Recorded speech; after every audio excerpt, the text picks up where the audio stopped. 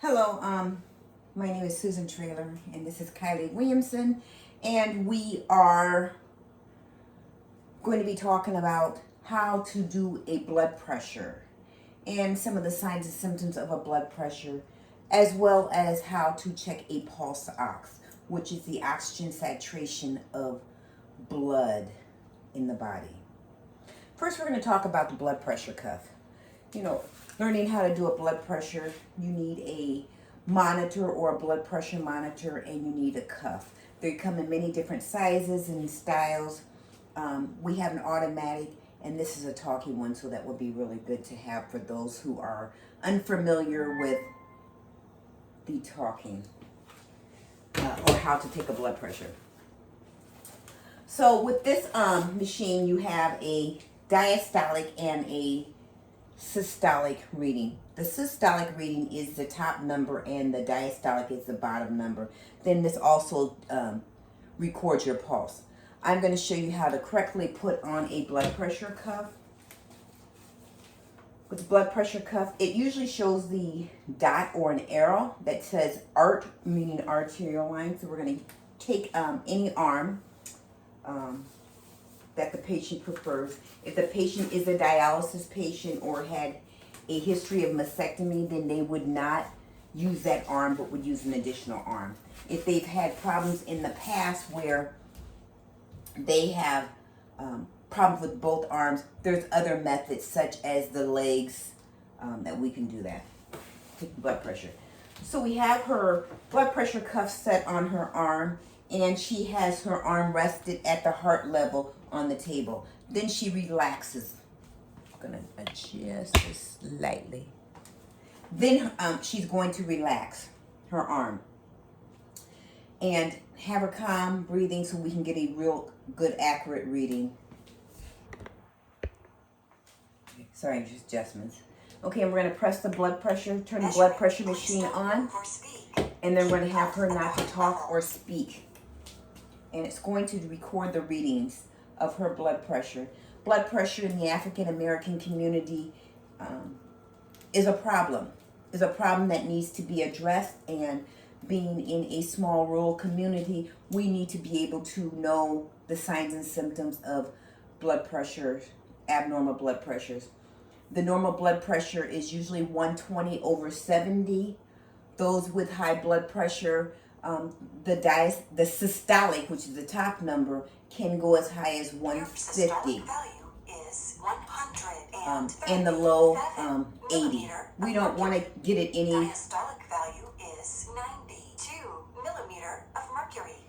Pulse is 80 per minute. Your diastolic value is abnormal. Okay, we don't want to get it any higher than that. So Kylie just took her blood pressure, and her blood pressure is 137/92 with a heart rate of 80. The systolic, which is the 130, is normal. The diastolic is 92. Period.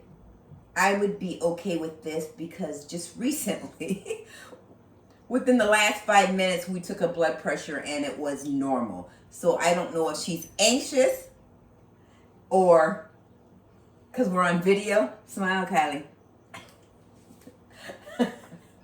And then our blood pressure's up. Sometimes stress will increase your blood pressure as well as pain and illness.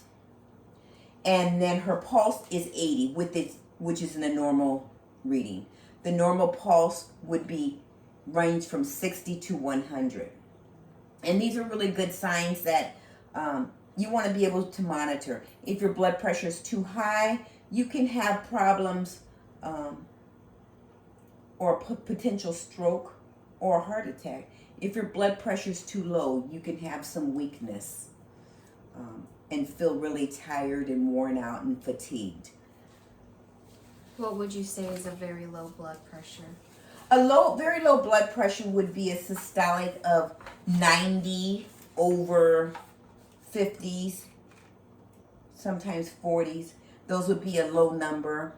However, there are some people that live with low blood pressure readings, and that's their norm, and their body has accommodate to those numbers, and they're able to function normally with someone that has a normal blood pressure within 120/70. Thank you for a good question. So you want to make sure that you are always checking. That's a good way to check how to do a blood pressure. I'm going to go back and show you some of the readings on the blood pressure. Your average value of Okay. the last 3 measurements is systolic value is 123 millimeter of mercury. Diastolic value is 82 millimeter of mercury. Pulse is 78 per minute. This was Kylie's first blood pressure reading prior to sitting in this chair, which is normal. The top number is 123. The bottom number, which is diastolic, is 82. It's within normal range, and her pulse was 78. Some of the symptoms for a stroke can be an issue. So the mnemonic "be fast" is often used. With the fast, you'll have the facial drooping, so sometimes your face will kind of droop a little bit. You will have your arm, maybe weakness in one arm or one side of the body. Have some trouble speaking. You'll have slurred vision or speech. You can't understand them if they're able to make any type of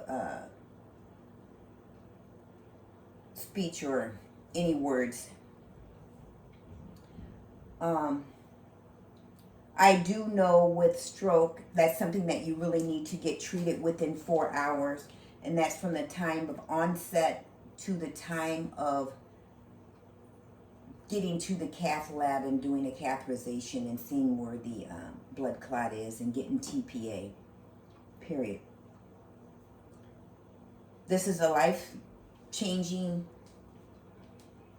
disease if you don't seek treatment immediately and know the signs and symptoms of how to identify when you are having a stroke can be a problem. That's why it's important for us to understand what those signs and symptoms are. Also, trouble walking. I have provided pamphlets, and I will keep them in the church. We'll find an area in the church that we can keep copies of the pamphlets. And there's several different ones. One is Know the Sudden Signs of Stroke. No Stroke Signs. How to Take Your Blood Pressure at Home. My action plan for blood pressure. My blood pressure action plan. How to read your blood pressure. How to use a pulse oximetry, which I'm going to do next. How to talk about lifestyle changes to prevent stroke. Talk about risk factors of stroke. Let's talk about stroke, TIAs and warning signs, and let's talk about high blood pressures and strokes. We will be doing many educational programs throughout the year to educate us more on what's going on, and we will provide details of each of those topics as they occur. Next, I will go ahead and we will talk about how to check a pulse ox reading. So this is a pulse oximeter, or sometimes you may refer them at SpO2. And what this does is it reads the percentage of oxygen in the blood, okay? And with this percentage, it tells you if you're getting enough oxygen to your brain. Oxygen is vital for survival, and if you do not have the oxygen or enough amount of oxygen in the body, it's going to go to your vital organs, okay? Meaning your heart, your lungs, your kidneys, and your brains, but sometimes your brain will lack that. And then if your brain dies off, you have issues in the long run of making decisions, concentrating, and things like that. So we want to make sure that we have enough oxygen level. Sometimes when people have respiratory disorders such as COPD, pneumonia, COVID, their oxygen saturations are not within normal. The normal range is 95 to 100%. And those with COPD may have a low tolerance and have an oxygen percentage of 92%. That's okay for those individuals, okay? But those who do not have any respiratory problems or diseases, they may need to seek their healthcare provider if they are seeking a low number, okay? Over time, when your pulse ox number remains low, you can eventually cause respiratory distress and die, okay? So I'm going to show you how to use one of these. Most of them are similar. This one is a talking pulse oximetry, okay? And I'm going to use Kylie's finger. Kylie has warm hands. Sometimes you will find that the hands are not warm, or that they have artificial nails, or they have some type of overlays or nail polish on their nails. You will get a false reading or sometimes no reading. So we want to make sure that we will take the nail polish off if need be, or try to find some other ways. Sometimes we can use the earlobe. Sometimes we can use the lips. We can use the toes to check those pulse oximetry. So with Kylie, she doesn't have any tips on. She doesn't have, these are her natural nails. So we're going to turn the machine on, and we would put this on the index of her fingers. And it's going to give us a reading. I placed her hand on the table, as sometimes people with Parkinson's disease or those with tremors, they will not get a good accurate reading. 99. Pulse rate 73. So according to Kylie's reading, it's 90. Her oxygen saturation is 99%. She's doing really well with her breathing. This will fluctuate anywhere with 1 or 2 digits, and she's fluctuating between 98 and 99. And this also gives her a her pulse rate. And her pulse rate is running between 77 and 78%, which is also within normal. That's a good reading. I'm going to check mine because sometimes mine fingers are also cold. I do have an overlay over my nails so I can keep my nails hard. And I'm going to see if it gives us a good reading, okay? And I'm going to put my finger in here. I'm going to lay my hand flat just to give myself a good reading and figure out what my levels are. And it is working. Oxygen level 98. Pulse rate 111. So my oxygen rate is 98%. My pulse rate is 111 because I am on video recording and have no clue what I'm doing. So it will come down once I'm off this video. What heart rate should we be concerned after it's 100? Well, sometimes your pulse rate, you want it to keep it between 60 to 100. Mine was 111, I think. Yes, 111. I'm a little anxious on this video, so my heart rate's going to go up. However, it's it'll be normal. So let's see if we can get it down more. We are going to take deep breaths and we are going to relax. Oxygen level 98. Pulse It's rate still high. 108. But it is slowly coming down. Maybe. I'm not concerned about it. Period.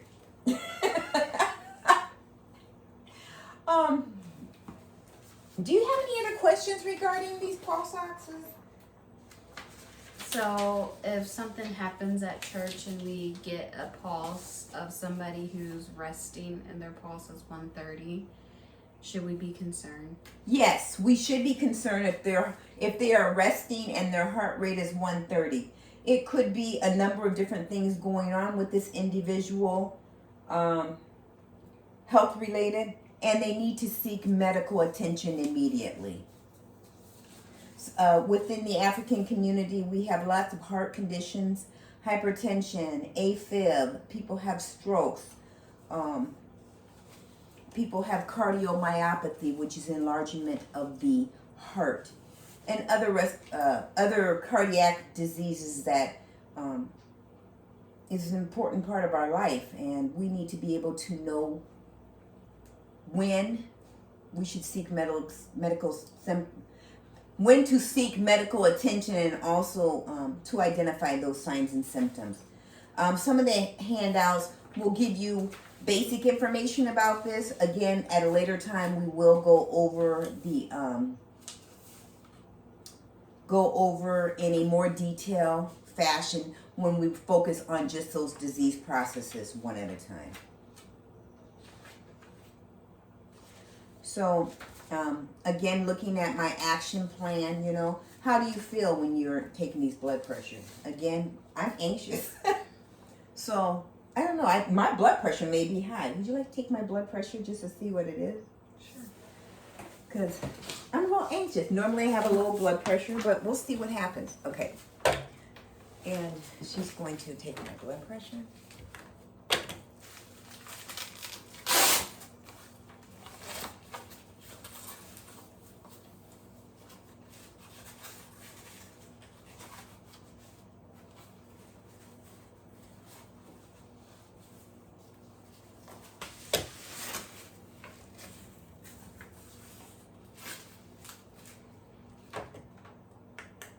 Measuring. Please don't move or speak. Keep cuff at the heart level.